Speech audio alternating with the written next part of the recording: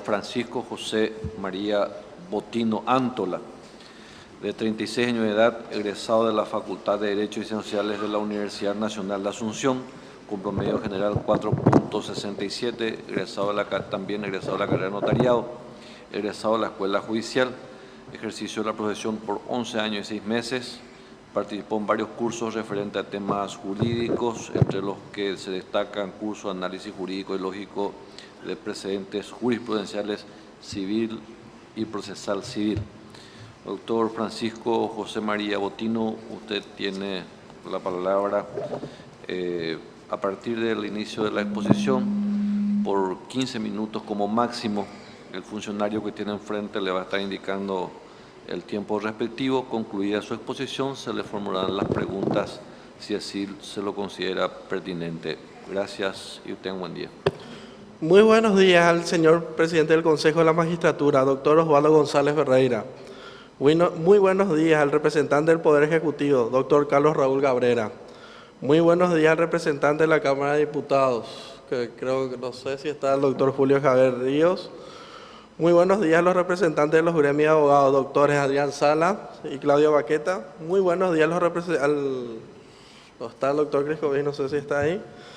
Y muy buenos días a los integrantes del Tribunal de Honor, compuesto por el doctor Fernando Sosa Centurión, la doctora Amparo Samaniego Viuda de Pacielo, el doctor Enrique Sosa de Liceche y el doctor Rodolfo Gil Paleari. Muy buenos días a los televidentes de Paraguay TV y TV Cámara. Muy buenos días a los radioescuchas de Radio Nacional del Paraguay y Radio Cámara. Muy buenos días a los presentes. Antes que todo, quiero desearles muy buenos días a los habitantes del departamento de Ñembucú. Sé por experiencia propia que es un pueblo muy sufrido, que en estos últimos días han sufrido bastante las consecuencias del clima. Mi nombre es Francisco Botino Antola. Como ven, soy uno de los postulantes más jóvenes y fui alumno de muchos acá, especialmente el doctor Enrique Sosa y el profesor Fernando Sosa Centurión, fui su alumno. El primer tema habla del rol del Ministerio Público en el Estado Social de Derecho. Hay que tener en cuenta que el Ministerio Público aparece en la Edad Media, en una época que comienza en el oscurantismo de la humanidad. Era un Estado absoluto, donde teníamos a un Luis XIV que decía, el Estado soy yo. Vino la Revolución Francesa, el 14 de junio de 1789. Empezamos a tener un Estado de derecho, donde hay la primacía, donde hay sumisión al imperio de la ley. Esa es la nota primaria del Estado de Derecho. Como decía Cicerón, para ser libre hay que ser esclavo de las leyes. Este Estado de Derecho también tiene una división de poderes, reconocimiento y garantía de los derechos individuales. Pero, sobre todo, hay que tener en cuenta que este Estado social de derecho,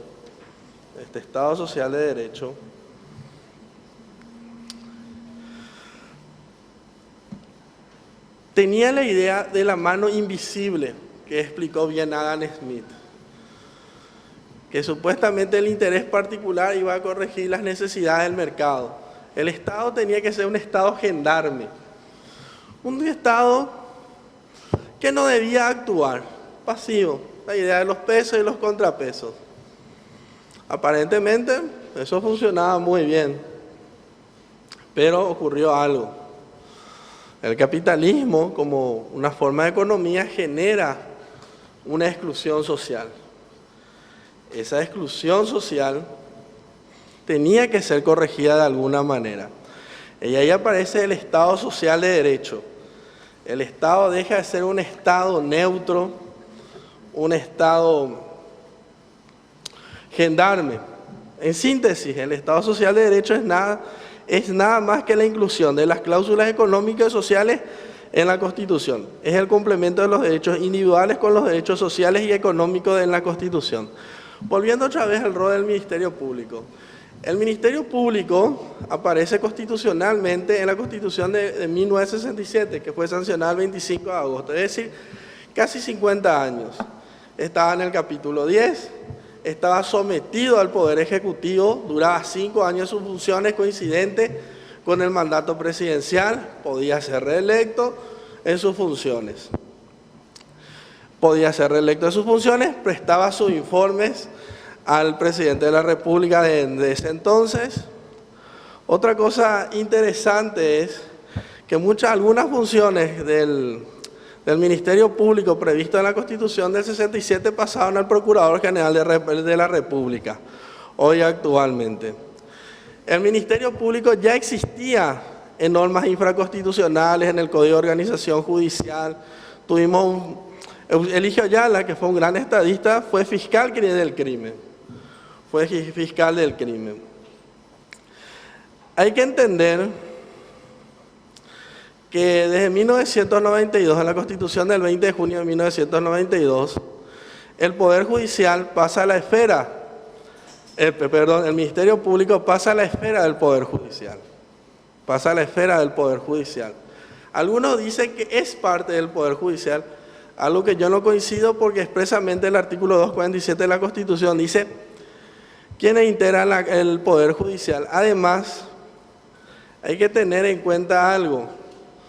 El Ministerio Público es un órgano extrapoder. Volviendo a los tópicos que nos preceden, mi percepción sobre el funcionamiento actual del Ministerio Público. Mi percepción personal es que hay un divorcio entre lo que mi percepción es, vamos a ser más prácticos, es que hay un divorcio entre lo que el ciudadano quiere y lo que hace el Ministerio Público. Entre las causales de este divorcio está la corrupción, el maltrato de algunos fiscales y funcionarios que empañan a los demás funcionarios del Ministerio Público. Hay que agregar el desconocimiento del actuar del Ministerio Público. La población en general no sabe de la gestión de los agentes fiscales. Esto se soluciona con una política de gobierno abierto, basada en la transparencia, en la participación, cooperación, publicidad y sobre todo mucho control. A mi entender, hay que mejorar los salarios, darle un seguro médico privado acorde a equiparar a los otros órganos del Estado. Actualmente el Ministerio Público tiene IPS, pero se les cuenta de su sueldo. También hay que evitar el mobbing laboral o el acoso laboral, que es muy común en las instituciones del Estado, en las instituciones públicas del Estado. La autonomía funcional es el libre y expedito cumplimiento de sus funciones establecidas en la ley. La autonomía administrativa faculta hacer cumplir las decisiones adoptadas. Cuanto a la autarquía presupuestaria, es necesaria una reforma constitucional que garantice el 3% de lo asignado a la Administración Central, que sea parte ya del presupuesto general del Ministerio Público. Mi compromiso personal con la defensa de los derechos humanos y los valores democráticos es combatir el crimen organizado.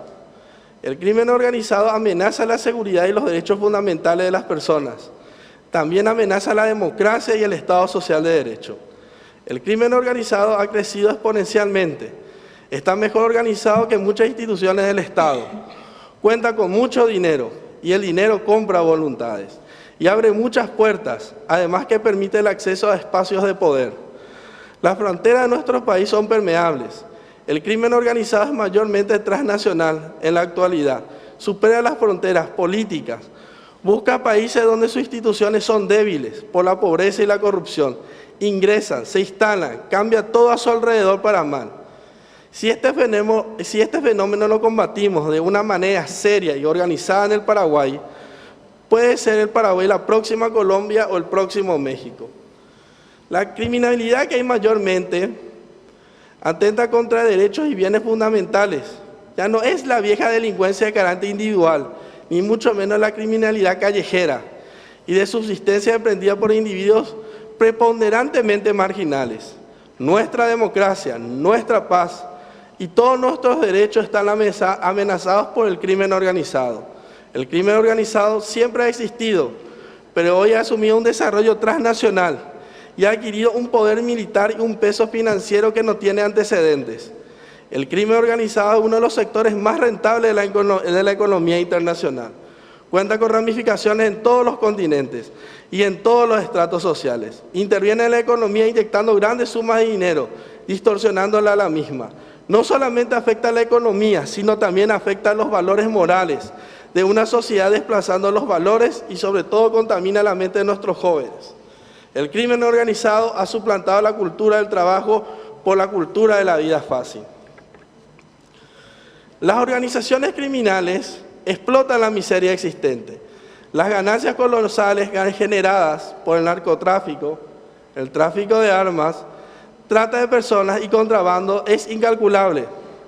En las favelas de Brasil, los capos del crimen organizado tienen las famosas casas de dinero, dinero mal habido, listo para ser blanqueado a través de distintas operaciones típicas de lavado de dinero.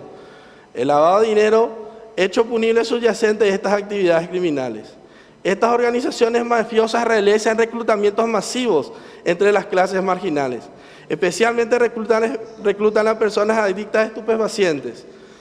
El adicto, que es un enfermo, se transforma en un delincuente, a ser forzado al microtráfico para solventar la adicción. Hay que recordar que en Colombia, en la década del 80 y el 90, Pablo Escobar Gaviria creó un barrio para la gente humilde y regalaba casas. De ahí él conseguía a sus sicarios. Esos sicarios hicieron grandes crímenes políticos. Le mataron al ministro de Justicia Lara, le mataron al candidato del Partido Liberal y casi presidente de la República, el senador Galán. Mataron varios policías, varios jefes de las instituciones militares. Volviendo otra vez, estas organizaciones mafiosas se volvieron verdaderos terroristas, matando a miles de personas, silenciando a periodistas mediante el asesinato. Hay un caso en nuestro país, Santiago Leguizamón, que ocurrió el 26 de abril de 1991, que es un caso emblemático. Estas organizaciones criminales son empresas del mal. Actualmente hasta venden franquicias, como los Zetas de México. Dice que esa es la misma política que está haciendo el primer comando de la capital. El primer comando de la capital es un grupo criminal que aparece en las cárceles en la década del 90 en Brasil, donde su ideología se basa principalmente que el sistema penitenciario es su enemigo y que no se tiene que pelear entre ellos. El antítesis del primer comando de la capital es el comando Bermellón, que apareció en la década del 70. La criminalidad organizada presenta una estratificación de clases, donde la pequeña criminalidad es empleada y explotada por la gran criminalidad. La pequeña criminalidad, los perejiles, como dicen los argentinos, están expuestos a la represión penal, mientras los jefes, los capos, quedan ocultos, impunes. Muchas veces viven tranquilamente disfrutando el dinero mal habido. Como dije al principio, el crimen organizado no conoce ni respeta fronteras políticas ni soberanía, es transnacional. El crimen organizado está muchas veces en colusión con los órganos del Estado. Tiene ramificaciones, tanto en el sector público como en el privado. El crimen organizado cuenta con suficientes recursos económicos. La única regla de estas organizaciones criminales es la ganancia y la acumulación de bienes. Para no hacer más largo, pues tengo más para hablar. Estoy dispuesto a escuchar las preguntas del auditorio. Muchas gracias, doctor. Tiene la palabra los señores miembros del tribunal que así desean hacerlo. ¿Ninguna pregunta? Doctor Enrique Sosa tiene la palabra. Solamente a los efectos de conocimiento de sus criterios interpretativos. Y me mueve algo que le voy a explicar después por qué le hago esta pregunta. ¿Usted cree que el acápite de un artículo o de una disposición tiene un valor constitucional? Dentro de la Constitución estoy hablando, dentro del texto constitucional. Sí, tiene un valor. ¿Es valor relativo o absoluto? Yo creo que su pregunta va, ¿voy a dónde va? Sí. Entiendo a dónde va. Hay que entender los argumentos que dé la otra parte, siempre. Pues yo creo que se está viendo la parte de la reforma o la enmienda, me quiere llegar, la parte de... No, no necesariamente. Está vinculado todo, ¿verdad? Sí. Usted habló, por ejemplo, al comenzar el capítulo del Poder Judicial, Sí. hace mención al Ministerio Público también. Al Consejo de la Magistratura, También al Consejo de la jurado de enjuiciamiento de magistrados y hasta la Escuela Judicial también. Exactamente. Entonces, ¿cómo interpretaría usted eso? Cuando era alumno de la Escuela Judicial, en el 2006, me recuerdo muy bien que estábamos en una clase con el profesor Riera Hunter. Hizo una pregunta, me acuerdo muy bien. ¿El Ministerio Público es parte del Poder Judicial? Muchos dijeron, sí, sí. Yo levanto la mano y le digo, no. Para mí está dentro de la esfera del Poder Judicial. Y le expliqué mismo el artículo 247 y le dije la opinión del constitucionalista Evelio Fernández Arévalos, que coincide con esa posición. Y me dijo que era correcta en ese momento. Pero supongo que el profesor seguirá apoyando esa tesitura. Por eso le digo, yo me recuerdo muy bien de ese hecho, pero hay que ver los hechos, pues no quiero mañana arriesgar. Está bien. Gracias.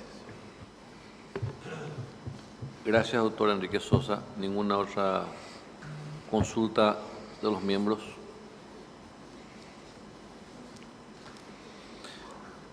Una consulta del auditorio tengo, doctor Gutiérrez. Presidente.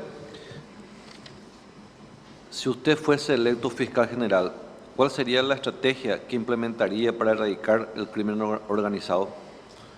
Muy bien, creo que está en estudio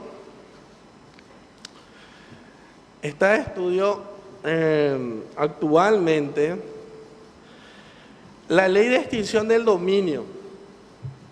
La ley de extinción del dominio fue una herramienta muy bien utilizada, es una herramienta que fue eficaz en Colombia, pero tuvo un problema. Pablo Escobar Gaviria tenía más de 500 propiedades en Medellín solamente, edificios caros, de todo tipo. Se extinguió el dominio y en las partes de esos bienes, en vez de terminar para ayudar a las instituciones que combaten el crimen organizado, terminaron en manos de políticos corruptos. Ahora mismo actualmente hay una dirección que se va a encargar de esto que está en estudio ahora actualmente del Congreso. Me parece que es una herramienta necesaria porque mientras duren los procesos, los narcotraficantes principalmente cuentan con mucho dinero, que puede ser un peligro para la sociedad porque, como he dicho, el dinero compra voluntades y le permite tener influencia hasta en la política. Gracias, doctor. Tiene la palabra el doctor Cristian Criscoich. Doctor, ¿qué política implementaría desde la Fiscalía General del Estado en relación a la legítima defensa? Hoy es criticado el Ministerio Público y el sistema judicial porque quien ejerce legítima defensa, dependiendo de los casos, es sujeto de persecución penal. ¿Qué opinión le merece? Bueno, hay muchos de los casos que llegaron a la prensa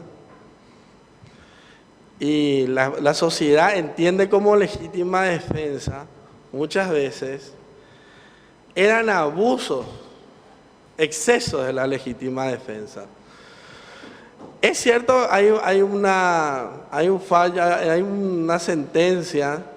me acuerdo un acuerdo de sentencia de la Corte de la época del doctor Pacielo que decía que no se le puede imputar a las personas porque sí, porque estar imputado en el proceso conlleva todo un estrés. Ferrajoli, que habla de las partes del derecho y razón, habla que el derecho tiene que estar con el sujeto más débil en cada etapa del proceso.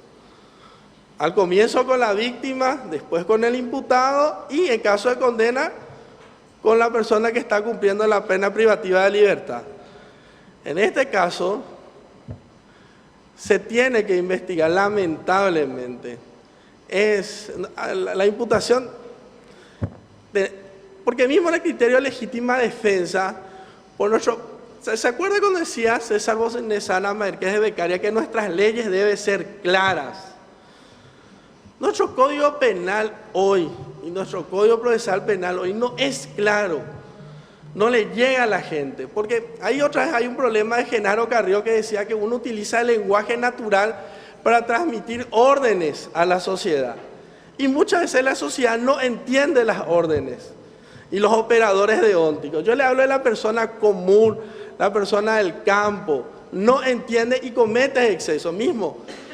El paraguayo muchas veces, porque el paraguayo es una nación, somos una nación, mejor dicho, que somos valientes físicamente, pero somos cobardes intelectualmente muchas veces y no queremos decir los vicios de nuestro sistema. Acá estuvo exponiendo hace unos días mi tío Raúl, que expuso muy bien y explicó las razones que él consideraba por qué no andaba nuestro Código Penal. Adhiero a sus palabras.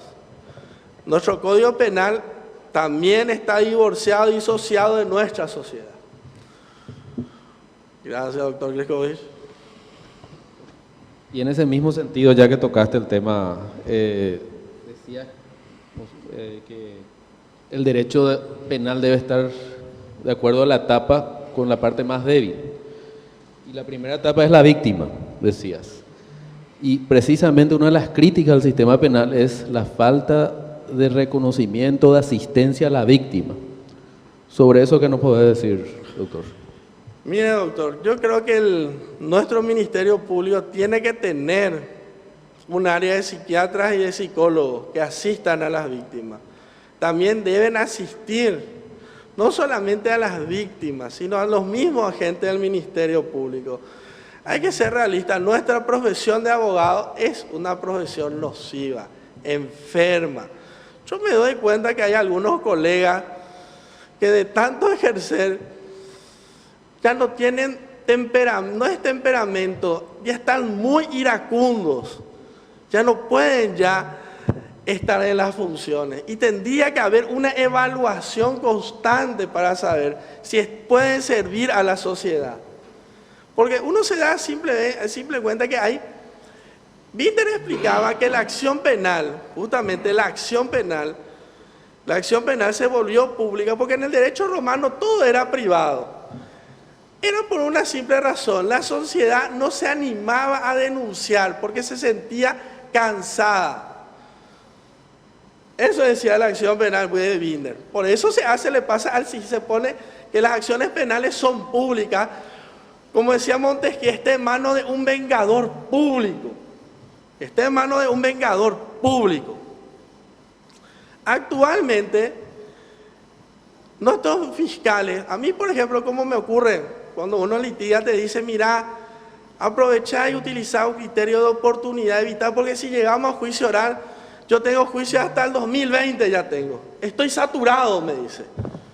Al final de cuentas, no se cumple la justicia. No hacemos nada más que solamente hacer una abstracción de algo que en la realidad no se llega.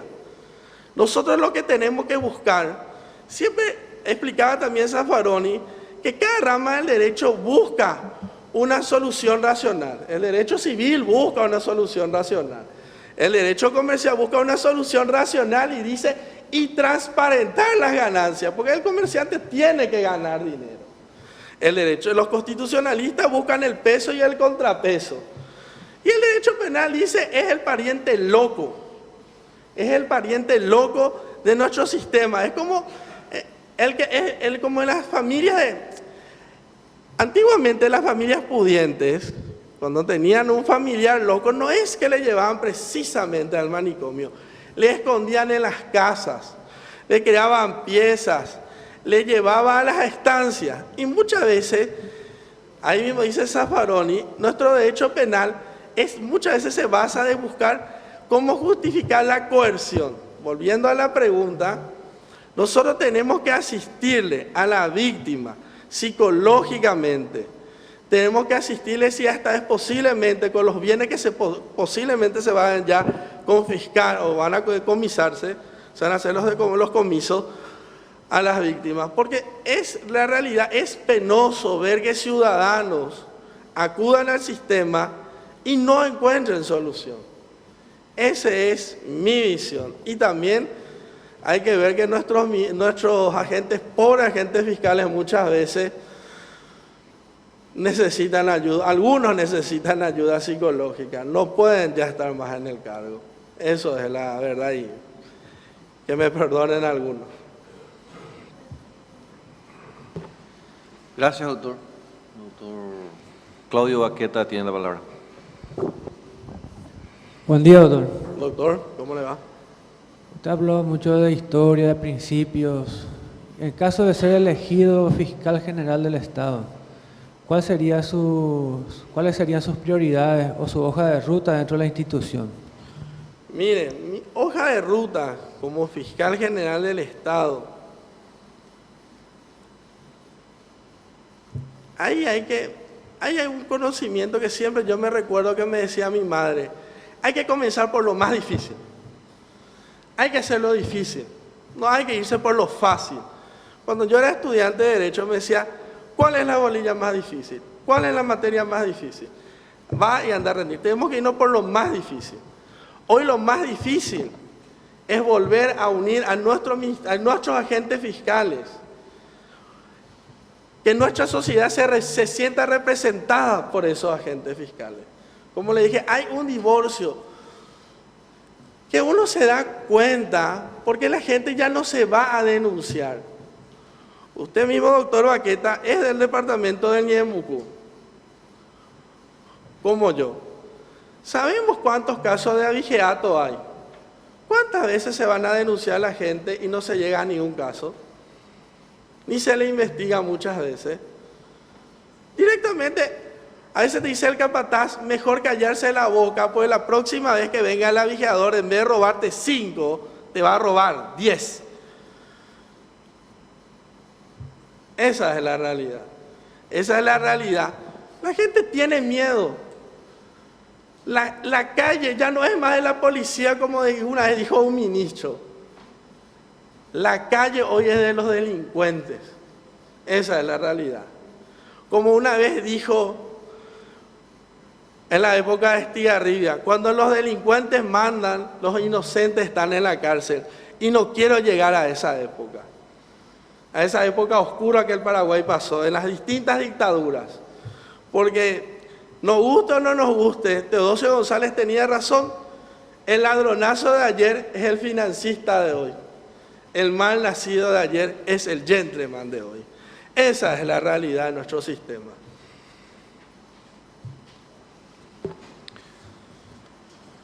Una pregunta del auditorio, doctor Tino. ¿Cuál es su propuesta para aquellos agentes fiscales que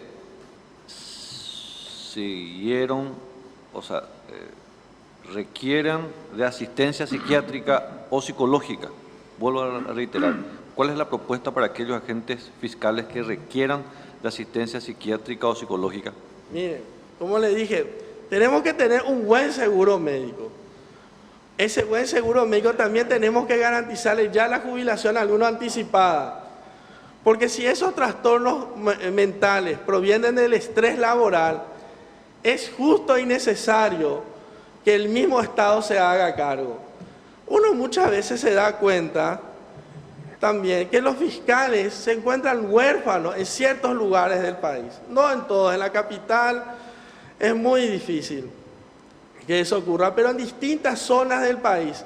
Además, esa ayuda psiquiátrica no debe limitarse también, ahora voy a extender la cosa, a nuestros fiscales, sino también a nuestros policías.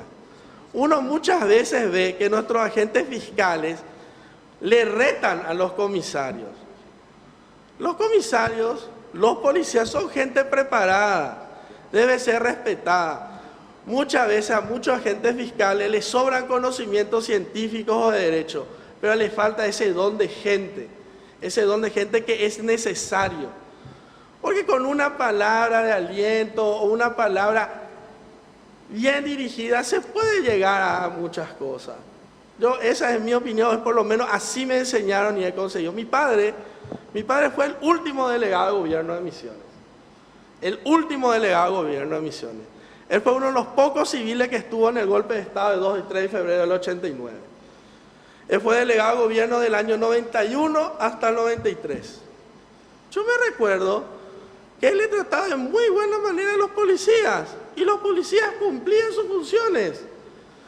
Mire, él fue delegado de gobierno de Misiones donde estuvo Abrancue, la represión de las ligas agrarias, violaciones de los derechos humanos. Los alcaldes de esa época, que muchos eran de esa época de represión, daban miedo al verlo. Eso era la verdad. Daban miedo, pero se encuadraban. No porque el respeto él se ganó. Y esa misma situación, porque hay que ser realista. El Ministerio Público, el agente fiscal, es la cabeza de la investigación, pero es una cabeza sin extremidades, como dice la profesora Carolina Llanes. La extremidad es justamente de nuestra Policía Nacional. Gracias, doctor. No sé si tenemos una pregunta más de los miembros. Con esto concluimos su exposición. Agradecemos su participación, doctor. Los miembros del Consejo vamos a comunicarle la siguiente etapa en este proceso de selección. Salvo que tenga algo que agregar que no preguntamos y que usted considere pertinente, puede hacerlo ahora. Ante todo le quiero agradecer al Consejo de la Magistratura y al Tribunal de Honor permitirme o darme la oportunidad de poder ser útil a mi país. Porque el deber de todo paraguayo, acá estuvo mi tío Raúl y él dijo que todos los días él tenía la obligación de estar bien, porque nació en una familia. Mi familia, gracias a Dios, tanto los Botinos y los Antola, me enseñaron la cultura del trabajo. Me enseñaron, yo soy la tercera generación de abogados de la Universidad Nacional de Asunción. Y siempre busqué ser útil a mi país. Hoy puede ser que sea todavía muy joven, pero estoy seguro, como una dijo Facundo Machaín, voy a ser útil a mi país. Y le agradezco a todos ustedes darme la oportunidad de ser útil, obtener la posibilidad de algún día ser útil en cualquier función del Estado. Le agradezco, muchas gracias. Gracias a usted, doctor. Con esto concluimos las audiencias públicas de la fecha con la exposición del doctor Botino Antola. Mañana vamos a continuar, cerramos esta serie de audiencias de la fecha, agradeciendo a Paraguay TV, a TV Cámara, a Radio Nacional del Paraguay, a Radio Cámara, a los medios de prensa presentes, a los miembros del tribunal, a los miembros del Consejo, así también a las organizaciones civiles, al Colegio de Abogados presentes. Muchísimas gracias y hasta el día de mañana.